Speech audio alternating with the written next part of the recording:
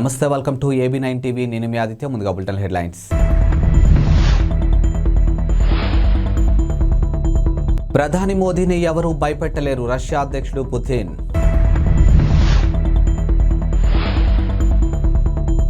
నాన్న త్వరలోనే కోలుకుంటారు, కవిత.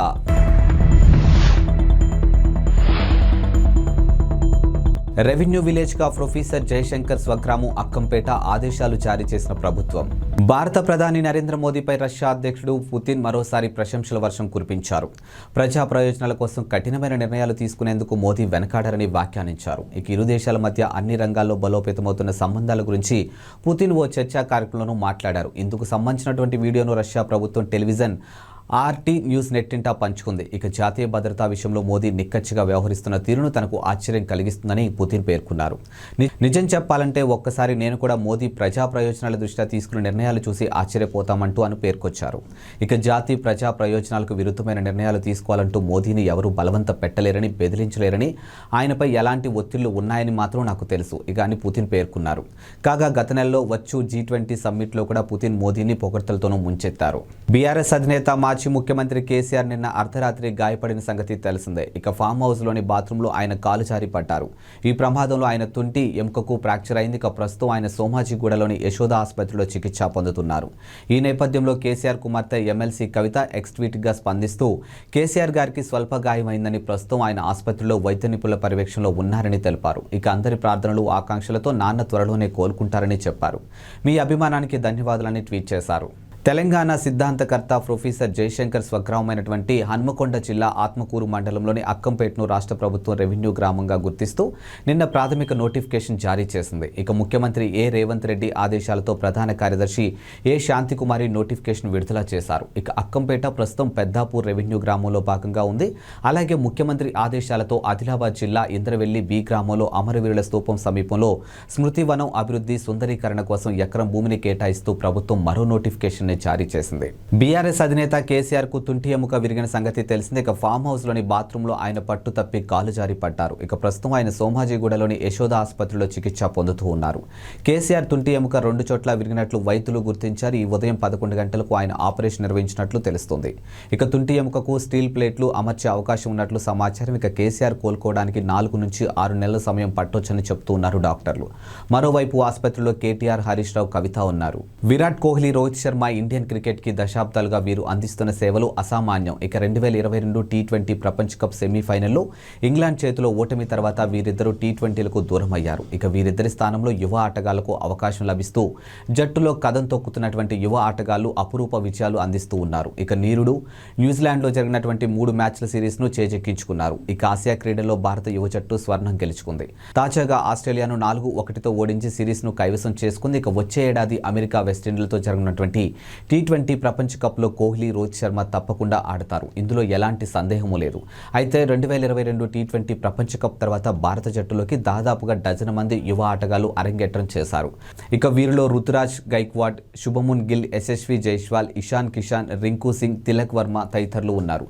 వీరందరూ అద్భుతంగా రాణిస్తూ ఉన్నారు. అంతేకాదు వీరి వయసు కూడా 26 ఏళ్ల లోపే ఉంటుందని వెల్లడించారు. కెనడాలోని జీవన వ్యయాలు పెరుగుతున్న నేపథ్యంలో ప్రభుత్వం విదేశీ విద్యార్థుల నిబంధనలు మరింత కఠినంతరం చేసింది. ఇక కాస్ట్ ఆఫ్ లివింగ్ నిబంధనల కింద విదేశీ విద్యార్థులు కనీసం $15.181 సిద్ధం చేసుకోవాలని తేల్చి చెప్పింది. విద్యార్థుల ట్యూషన్, ప్రయాణాల ఖర్చులకు ఇది అదనమని వివరించింది. ఇక గతంలో ఈ మొత్తం $7.357 ఉండేది. 2000లో చివరిసారిగా ఈ కాస్ట్ ఆఫ్ లివింగ్ నిబంధనలు మార్పులు చేశారు. ఇక కాలం గడిచే కొద్దీ కెనడాలో జీవన వ్యయాలు పెరుగుతున్నాయని ప్రభుత్వం తన ప్రకటనలోనూ పేర్కొంది.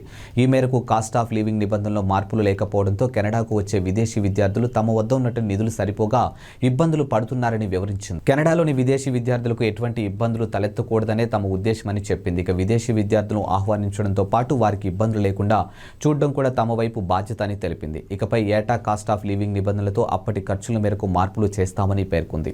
వచ్చే ఏడాది సెమిస్టర్కు మునుపు వీసాలు జారీని తగ్గించడంతో పాటు ఇతర చర్యలు చేపట్టబోతున్నట్టు పేర్కొంది. తద్వారా కెనడా యూనివర్సిటీలు తమ వద్ద చదువుకుంటున్నటువంటి విదేశీ విద్యార్థులకు అవసరమైన సౌకర్యాలు కల్పించగలమని తెలియజేసింది. తెలంగాణ ముఖ్యమంత్రిగా నిన్న ప్రమాణ స్వీకారం చేసిన రేవంత్ రెడ్డి అప్పుడే తన మార్క్ ఏమిటో చూపించుకున్నారు. ఇక ఈ రోజు ఉదయం 10 గంటలకు జ్యోతిరావు పులే ప్రజాభవన్లో ఆయన ప్రజా దర్బార్ నిర్వహించనున్నారు. ఈ ప్రజా దర్బార్ కార్యక్రమంలో రేవంత్తో పాటు డిప్యూటీ సీఎం మల్లు భట్టి విక్రమార్క, ఇతర మంత్రులు పాల్గొననున్నారు. ఇక ప్రజా దర్బార్లో ప్రజా సమస్యల పరిష్కారం కోసం ప్రజల నుంచి వినతులు స్వీకరించనున్నారు.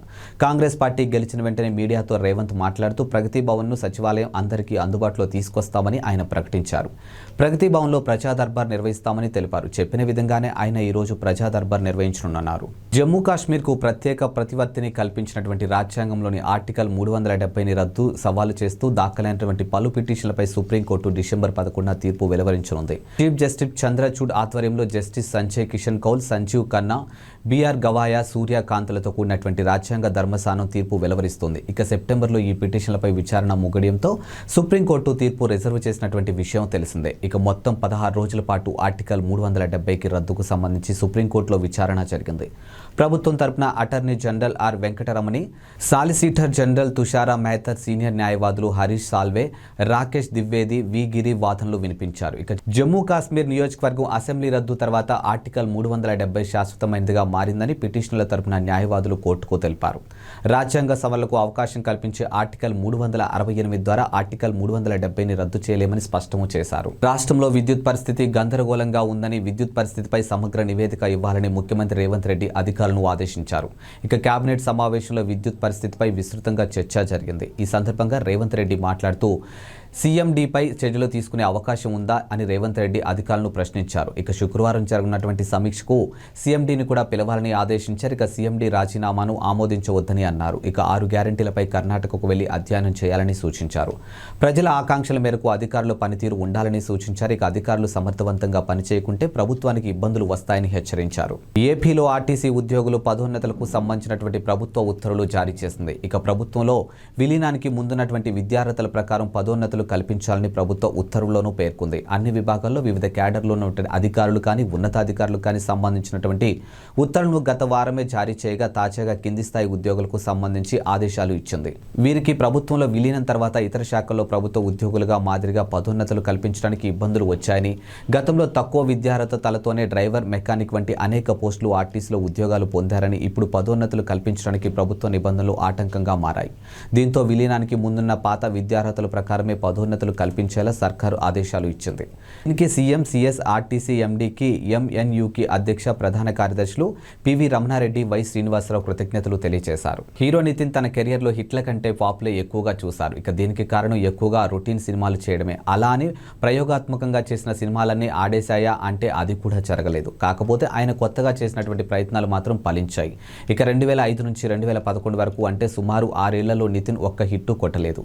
ఈ 6 ఏళ్లలో ఆయన 6 సినిమాలు చేస్తే అన్ని డిజాస్టర్లు అయ్యాయి. ఇక 2012లో వచ్చినటువంటి ఇష్క్ సినిమాతో నితిన్కు బ్రేక్ ఇచ్చింది. ఈ సినిమాలో మళ్ళీ నితిన్ కెరియర్ గాడిలో పడింది. ఇక అక్కడి నుంచి నితిన్ సినిమాలకు మంచి మార్కెట్ ఏర్పడింది. టీడీపీ జాతీయ ప్రధాన కార్యదర్శి నారా లోకేష్ పాదయాత్ర ఉమ్మడి తూర్పుగోదావరి జిల్లాలో ఉంది. ఈ నెల 17న యువగలం విశాఖలో ముగియనుంది. తూర్పుగోదావరి తర్వాత విశాఖ జిల్లాలోకి అడుగు పెడుతుంది. ఈ క్రమంలో మాజీ మంత్రి, పోలిట్ బ్యూరో సభ్యుడు చింతకాయల అయ్యన్న పాత్రుడు పేరుతో కొన్ని ట్వీట్లు వైరల్ అవుతూ ఉన్నాయి.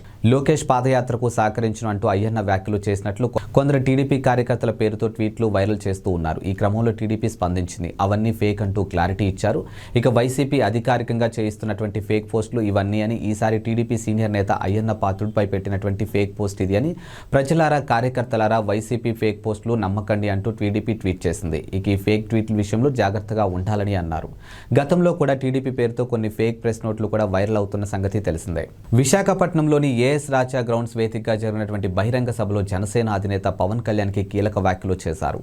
ముఖ్యమంత్రి పదవి మీద పవన్ కళ్యాణ్ ఆసక్తికర వ్యాఖ్యలు చేశారు. ఏపీలో టీడీపీ వెనుక తాను నడవడం లేదన్న పవన్ కళ్యాణ్ తెలుగుదేశం పార్టీతో కలిసి నడుస్తున్నారని పేర్కొన్నారు. ఇక అధికారం కోసం తాను ఓట్లు అడగడం లేదని, జనసేనాని మార్పు కోసం తమను ఆశీర్వదించాలని కోరారు. ఇక రాష్ట్రానికి మంచి జరుగుతుందనే ఉద్దేశంతోనే 2014లో టీడీపీ బీజేపీకి మద్దతిచ్చినట్లు పవన్ కళ్యాణ్ మరోసారి స్పష్టం చేశారు. ఇక దురదృష్టవశాత్తు 2019లో కుదరలేదన్న జనసేనాని 2024లో ఏపీ భవిష్యత్తు కోసమే మరోసారి కలుస్తున్నట్లు చెప్పారు. ఇక మరోవైపు ఈ సందర్భంగానే సీఎం పోస్టు గురించి పవన్ కళ్యాణ్ కీలక వ్యాఖ్యలు చేశారు. ఇక జనసేన నిలబడి స్థానాల్లో గెలిచి మద్దతిచ్చిన స్థానాల్లో అభ్యర్థులు గెలిస్తే జనసేన బలం ఏంటో అందరికీ తెలుస్తుందని పవన్ కళ్యాణ్ అభిప్రాయపడ్డారు. ఇప్పుడు సీఎం పదవిని అడగగలమని కార్యకర్తలతో చెప్పిన పవన్ ముఖ్యమంత్రి పదవి గురించి చంద్రబాబు తాను చర్చించి నిర్ణయం తీసుకుంటామని స్పష్టం చేశారు. ఇక జీవితంలో ఇప్పటికే ఎన్నో ఓటములు ఎదుర్కొన్నానని పవన్ కళ్యాణ్ పేర్కొన్నారు. ఇక తాను బతికి ఉన్నంత వరకు జనసేన పార్టీ మరో పార్టీలో విలీనం చేయనని స్పష్టం చేశారు. ప్రజారాజ్యంలో జనసేన మారబోతుందన్న జనసేనాని మీ అభిమానం ఓట్లుగా మారాలని కార్యకర్తలను కోరుకున్నారు. ఇవి వాల్టి బులెటిన్ అప్డేట్స్. మరో బులెటిన్తో మళ్ళీ కలుద్దాం. అంతవరకు సెలవు. నమస్కారం.